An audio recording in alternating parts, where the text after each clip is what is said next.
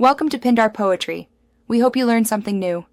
You'll begin by ensuring your laptop is ready and that you are signed into a Microsoft account. First, run Windows Update and install critical patches so apps behave predictably. Next, install Microsoft 365 or the free Office apps and complete product activation. This unlocks saving and syncing. Once done, sign into the apps with the same Microsoft account to sync preferences and OneDrive. Make sure to accept core permissions when prompted so file access. Now configure the core apps and Cloud Sync so your work flows smoothly. Open Word, Excel, and PowerPoint and enable autosave to OneDrive.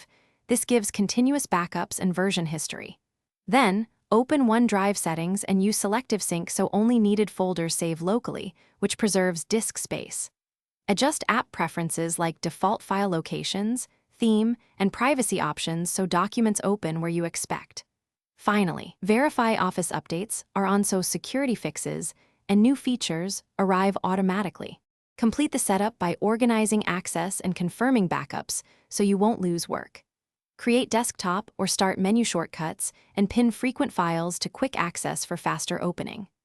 Enable file history or another backup and confirm restore points so you can recover older versions.